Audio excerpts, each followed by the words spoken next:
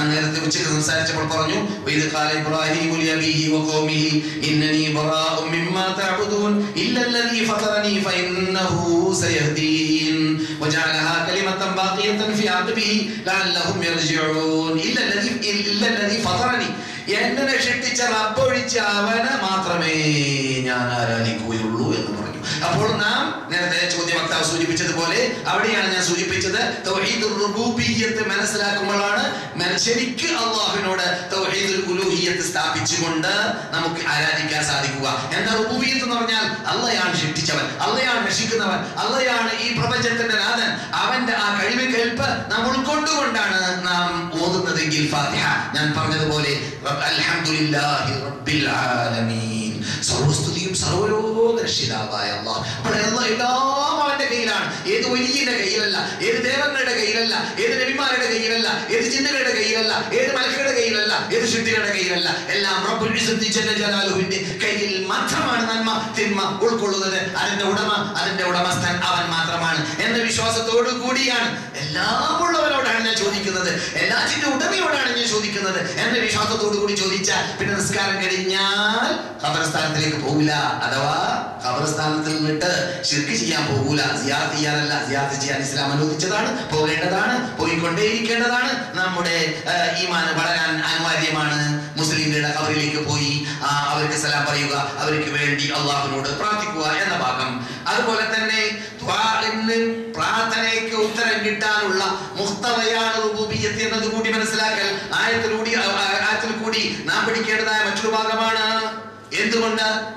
ഇത് നിങ്ങൾ നോക്കൂ, അല്ലാഹു സുബ്ഹാനഹു വ തആല എത്ര ക്ലിയർ ആയിട്ടാണ് ഖുർആനിലൂടെ പറയുന്നത്. യാ അയ്യുഹന്നാസ്, ഏ മനുഷ്യന്മാരെ, ദുരിബ മസലുൻ, ഒരു ഉദാഹരണം നിങ്ങൾക്ക് ഞാൻ നൽകപ്പെടുകയാണ് ഖുർആനിലൂടെ. ഫസ്തമിഊല, നിങ്ങൾ അതിനെ ശരിക്കും സൂക്ഷിച്ച് കേൾക്കുക. ഒരു ഉദാഹരണം ഖുർആനിലൂടെ എന്താണ്?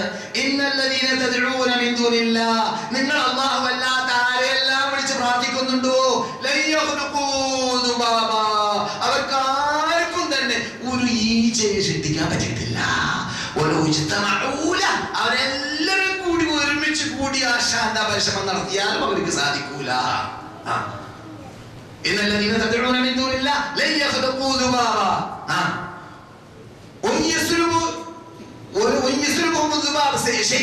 അവരിൽ നിന്നിട്ട് ഈച്ച വല്ലതും എടുത്തുപോയാൽ, വല്ലതും കൊണ്ടുപോയാൽ മടക്കി എടുക്കാൻ വരെ സാധിക്കൂല. ഈച്ച ഷിട്ടിക്കുന്ന കാര്യം പോകട്ടെ, ഈച്ച വന്നിട്ട് നമ്മുടെ മീതെ ഇരുന്നു, നമ്മുടെ അലാവയുടെ മീതെ ഇരുന്നു, നമ്മുടെ ഭക്ഷണത്തിന്റെ മീതെ ഇരുന്നു, എന്നിട്ട് അവിടുന്ന് അല്പം കൊണ്ടുപോയതായ ആ കൊണ്ടുപോയതിനെ മടക്കിയെടുക്കാൻ വരെ ലോകത്ത് നിങ്ങൾ വിളിച്ച് പ്രാർത്ഥിക്കുന്ന ഒരു വലിയനും ഒരു നബിക്കും ഒരു ഖബറാളികൾക്കും ഒരു ദേവന്മാർക്കും ഒരു ജിന്നിനും ഒരു മനുഷ്യനും സാധിക്കുന്നതല്ല. അള്ളാഹിന്റെ കഴിവ് കൽപ്പ് മനസ്സിലാക്കാൻ വേണ്ടിയാണ് ആ പറയുന്നത്. അതുകൊണ്ട് അല്ലാഹു സുബ്ഹാനഹു വ തആല പറയാൻ കാരണം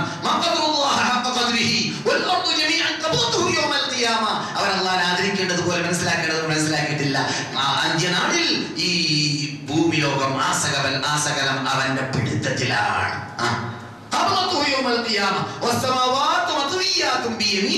അവന്റെ വലത് കൈയിൽ കടലാസ് ചുരുട്ടിപ്പിടിക്കും പോലെയാണ് റബ്ബ് ഈ ആകാശങ്ങളെ ചുരുട്ടിപ്പിടിക്കുക. അതാണ് നിങ്ങൾ പ്രാർത്ഥിക്കുന്ന റബ്ബ്, നിങ്ങൾ നിസ്കരിക്കുന്ന റബ്ബ്, നിങ്ങൾ ആരാധിക്കുന്ന റബ്ബ്, നിങ്ങൾ ചോദിക്കുന്ന റബ്ബ്. റബ്ബിന്റെ കഴിവ് കേൾപ്പ് മനസ്സിലാക്കേണ്ടതുപോലെ മനസ്സിലാക്കുമ്പോൾ ഉണ്ടാകുന്ന ആസ്വാദനമാണ് ഈ പറയുന്നത്. ഖിയാമുൽ ലൈലിൽ ആസ്വാദനം, പ്രാർത്ഥനയിൽ ആസ്വാദനം, നോമ്പിൽ ആസ്വാദനം, ഹജ്ജിൽ ആസ്വാദനം, എല്ലാറ്റിലും ആസ്വാദനം. എല്ലാം മുതലായി ഇല്ലെങ്കിൽ ഹജ്ജ് പ്രയാസപ്പെട്ടുകൊണ്ട് കാശുണ്ടാക്കി ദൂരെ നിന്ന് അകലെ നിന്ന് ഓടിച്ചാടി വന്നു, എന്നിട്ട് കല്ലെറിഞ്ഞു, ദിക്കിൽപ്പെട്ടു, തവാഫ് ചെയ്തു, ആടർത്ത് കൊടുത്തു, 2 ലക്ഷം ചെലവഴിച്ചു. അവസാനം ഈ തൗഹീദില്ലാത്ത ഹജ്ജാണെങ്കിലും ഒരു ഉദാഹരണം മാത്രം എന്താ സംഭവിക്കുക? അവർ ചെയ്ത ഹജ്ജിലേക്ക് നാം ചെല്ലും,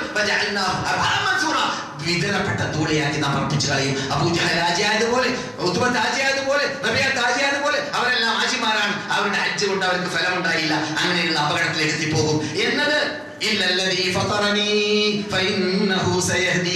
എന്ന പദത്തിൽ നിന്നിട്ട് ഉച്ചക്ക് സ്പീഡിൽ പറയുമ്പോൾ ടൈമില്ലാത്തത് കൊണ്ടും പറയാൻ വിട്ടതായ ഭാഗമാണ്. രണ്ടാമതായിട്ട് അസ്മാ സിഫാത്ത് പറഞ്ഞു. ഈ ഹാക്കിമിയത്തൊക്കെ പറയുമ്പോൾ മനസ്സിലാക്കേണ്ടതുണ്ട്. എന്ത്? ഇസ്ലാമിക ഭരണകൂടം സ്ഥാപിക്കാനുള്ള ചുറ്റുപാട് നമുക്കുണ്ടായി കഴിഞ്ഞാൽ പിന്നെ ആ ഭരണകൂടമല്ലാതെ, അള്ളാഹുവിന്റെ വിധിയല്ലാതെ നമ്മുടെ ഭരണത്തിൽ നാം നടപ്പാക്കാൻ പാടുള്ളതേ അല്ല. അത് തൗഹീദിന്റെ ഭാഗമാണ്. അത് പ്രത്യേകം പറയേണ്ടതില്ല. അത് തൗഹീദുൽ ഉലൂഹിയ്യത്തിൽപ്പെട്ടതാണ്. തൗഹീദുൽ ഉലൂഹിയ്യത്തിൽപ്പെട്ടതാണ്. അല്ലാഹ് ഇലാഹാണെങ്കിൽ അല്ലാഹുവിന്റെ മതമാണ്, അല്ലാഹുവിന്റെ വിധി വിലക്കുകളാണ് നമ്മുടെ കസ്റ്റഡിയിൽ. അല്ലാഹു സുബ്ഹാനഹു വ തആല നമുക്ക് ഭരണം നടത്താനുള്ള ചുറ്റുപാട് അന്തരീക്ഷം ഉണ്ടാക്കി കഴിഞ്ഞാൽ അല്ലാഹ് പറയുന്നു യഅ്ബുദൂനനി, പിന്നെ എന്നെ മാത്രം ആരാധിക്കുന്ന പള്ളികൾ, ആ നേതൃത്വങ്ങൾ, ആ ചുറ്റുപാടുകൾ, ആ അന്തരീക്ഷം നമ്മൾ ഉണ്ടാവണം. ലാ യുശ്രികൂന ബി ശൈആ, എനിക്കെതിരിൽ ശിർക്ക് ചെയ്തുകൊണ്ട് ജീവിക്കുന്നവരുടെ ഖബറുകൾ കെട്ടിപ്പൊക്കപ്പെടാൻ പാടില്ല. ഇസ്ലാമിക നിയമം ഉണ്ടായാൽ അതുകൊണ്ടാണ് റസൂലുള്ളാഹിക്ക് സല്ലല്ലാഹു അലൈഹി വസല്ലമിന് ഈ മതത്തെ നടപ്പാക്കാനുള്ള ചുറ്റുപാട് മദീനയിൽ കിട്ടിയപ്പോൾ അത് നടപ്പാക്കി തകർത്താൻ കൽപ്പിച്ചു. തകർത്തേണ്ടത് ഖാലിദിനെ അയച്ചു ഇവിടുത്തെ തായിഫിലേക്ക്. അവിടെയുള്ള പ്രതിമകളെ തകർത്താൻ പോയി. ഖാലിദ് തകർത്തി, പോലത്തതായ ബിംബങ്ങളെ തകർത്തി. അപ്പോൾ ഇസ്ലാമിക നിയമം ഉണ്ടാക്കാനുള്ള ചുറ്റുപാട് ഉണ്ടായതിന് ശേഷം അത് വേണ്ട എന്നല്ല മൗലവി പറഞ്ഞതുകൊണ്ട് ഉദ്ദേശം എന്നതുകൂടി മനസ്സിലാക്കണം. അതിന് നാം എതിരുമല്ല, ഒരിക്കലുമല്ല. മക്ക മദീന മിമ്പറിന്റെ മീതെ നാം ധാരാളം കേൾക്കാറുണ്ട്. മുസ്ലിം ലോക പണ്ഡിതന്മാരോട്, നേതൃത്വങ്ങളോട് ഇവിടെയുള്ള പണ്ഡിതന്മാര് ശബ്ദിച്ച് പറയുന്നു. കഴിഞ്ഞ അറഫ പ്രസംഗത്തിൽ വരെ എല്ലാ കൊല്ലത്തിലും പറയാറുള്ളത് പോലെ ഷെയ്ഖ് അബ്ദുൽ അസീസ് അബ്ദുള്ള ആല ഷെയ്ഖ് ഇവിടുത്തെ പണ്ഡിത സഭയുടെ ഹെഡ് അറഫയിൽ പ്രസംഗിച്ചപ്പോൾ ലോക മുസ്ലിം പണ്ഡിതന്മാരോടും നേതാക്കളോടും പ്രത്യേകിച്ച് ഭരണകർത്താക്കളോടും പറഞ്ഞു, നിങ്ങളുടെ നാടുകളിൽ നിങ്ങൾ നടപ്പാക്കേണ്ടത് ഇസ്ലാമിക നിയമമാണ്. 95% മുസ്ലിങ്ങൾ ജീവിക്കുന്ന നാട്ടിൽ നിങ്ങൾ ജീവിക്കുമ്പോൾ നിങ്ങൾക്ക് എന്തുകൊണ്ട് അല്ലാഹുവിന്റെ മതം നടപ്പാക്കാൻ പറ്റുന്നില്ല എന്നൊക്കെ അദ്ദേഹം ചോദിച്ചതായ ചോദ്യം നാം ഒരിക്കലും എതിർക്കുന്ന കാര്യമല്ല. നാം അത് തൗഹീദിന്റെ ഭാഗമായിട്ട് തന്നെ മനസ്സിലാക്കുന്നു. പ്രത്യേകം വേണ്ടി പറയേണ്ട ആവശ്യമില്ല എന്നേ പറയുന്നുള്ളൂ. സഹോദരന്മാരെ, സഹോദരികളെ, ടൈമില്ല. പിന്നെ നമ്മുടെ സിഫാത്ത്, അസ്മാ സിഫാത്ത് പറയുമ്പോൾ നിങ്ങൾ നേരത്തെ പറഞ്ഞ റുബൂബിയ്യത്താണ്. അതുപോലെ അസ്മാ സിഫാത്ത് നോക്കൂ നിങ്ങൾ. ചെറിയ ഉദാഹരണത്തിന്, ടൈം വളരെ പരിമിതമാണല്ലോ. വെറും അല്ലാഹുവിന്റെ ഇൽമ് എന്ന അതിൽ നമുക്ക് കിട്ടുറപ്പുള്ള വിശ്വാസം ഉണ്ടായി കഴിഞ്ഞാൽ, അറിവ്, നാം പ്രാർത്ഥിക്കുന്നത് നമ്മെ കുറിച്ച് വരുന്നതും വരാൻ പോകുന്നതും കഴിഞ്ഞതും വരാൻ പോകുന്നതും നമ്മുടെ രഹസ്യവും പരസ്യവും എല്ലാം കൃത്യമായിട്ട് അറിയുന്നതായ റബ്ബിനെയാണ് വിളിച്ച് പ്രാർത്ഥിക്കുന്നത് എന്ന വിശ്വാസത്തോട് കൂടി പ്രാർത്ഥിക്കുമ്പോൾ അതാണ് ഇൽമ്. ഒരു സിഫത്ത് മാത്രം, വലിയൊരു സിഫത്ത്, മഹാസിഫത്ത്, അല്ലാഹുവിന്റെ സിഫത്ത്, അതിൽ മാത്രം വിശ്വാസമുള്ള മനുഷ്യൻ ആ വിശ്വസിച്ചുകൊണ്ട്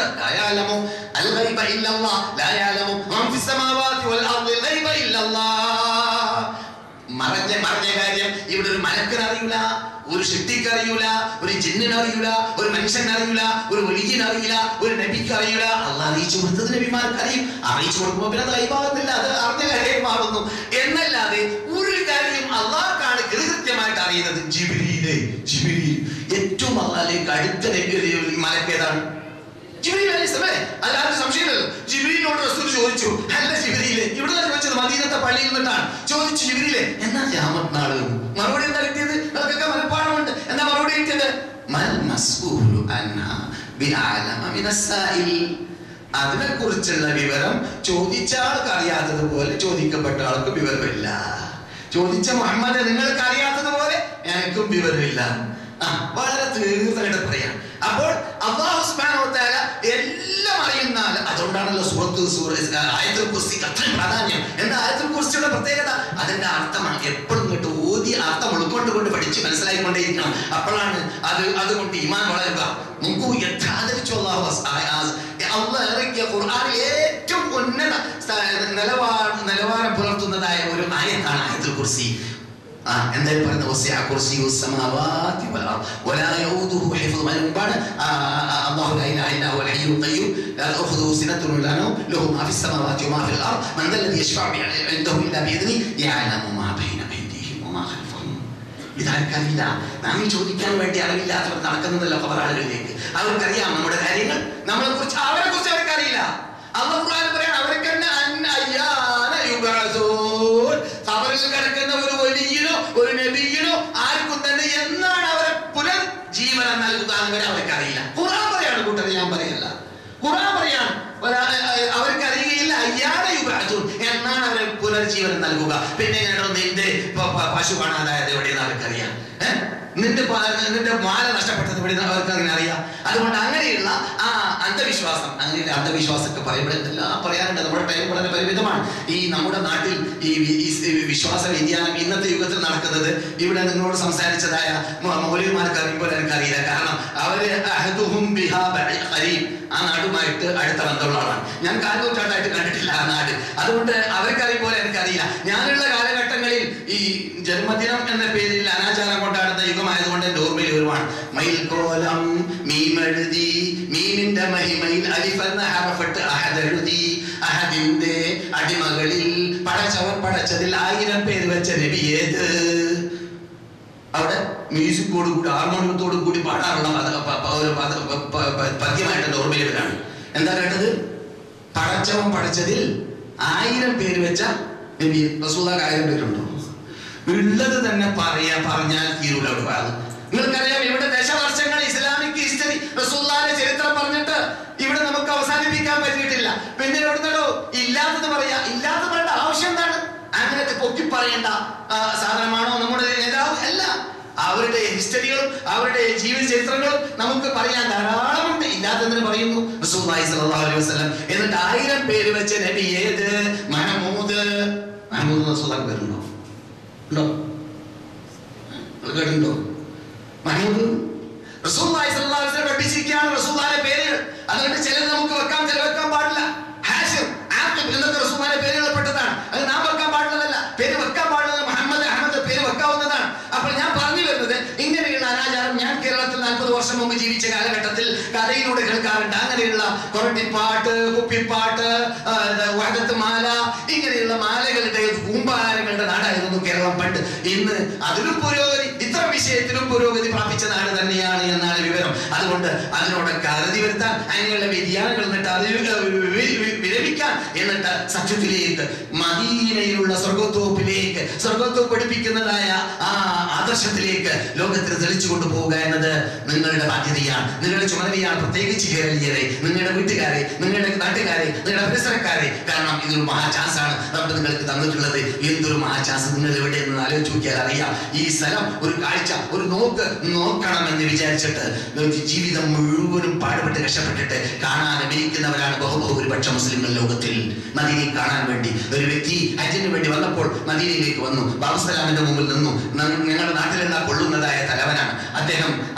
ഞാൻ ചെറുപ്പക്കാരാണ് അപ്പോൾ. അതുകൊണ്ട് ഞാൻ കോളേജിൽ പഠിക്കുന്ന കാലമാണ്. 10-30 വർഷം മുമ്പാണ്. അദ്ദേഹം എന്നോട് പറഞ്ഞു, അല്ലേ മൗലവി, മഹാ തിരക്കാണല്ലോ, ഞാൻ രോഗിയാണ്, എനിക്ക് എങ്ങനെയാണ് റസൂലുള്ളാഹിയുടെ പള്ളിയിൽ കയറാൻ പറ്റുക? പരിശ്രമിച്ചു നോക്കി. ഏത് വാതിന്റെ ഭാഗത്ത് പോയിട്ടും കടക്കാൻ ഒരു ചാൻസ് ഇല്ല. മദീനത്തെ പള്ളി അന്ന് ചെറുതാണ്. അങ്ങനെ ബാബുസലാമിന്റെ മുമ്പിൽ അദ്ദേഹത്തെ ഞാൻ നിർത്തി പറഞ്ഞു, ചൊല്ലു സലാം. അങ്ങനെ അദ്ദേഹം റസൂലുള്ളാഹിക്ക് സലാം പറഞ്ഞ്, അദ്ദേഹത്തിന് മഴ കോച്ചൊന്നും തണുപ്പ് ഉൾക്കൊള്ളാൻ സാധിച്ചില്ല മദീനയിൽ. അദ്ദേഹം എന്നോട് പറഞ്ഞു, ഞാൻ പോയിക്കോളാം മക്കയിലേക്ക്, അവിടെ ഇത്ര തണുപ്പില്ല. അങ്ങനെ കേരളത്തിലേക്ക് ചുറ്റുപാടുണ്ടായി. ഞാൻ തന്നെ കരഞ്ഞുപോയി. എന്താണ്, എത്ര വലിയ കൊടീശ്വരൻ ഇവിടെ വന്നിട്ട് റസൂലുള്ളാഹിയുടെ പള്ളിയുടെ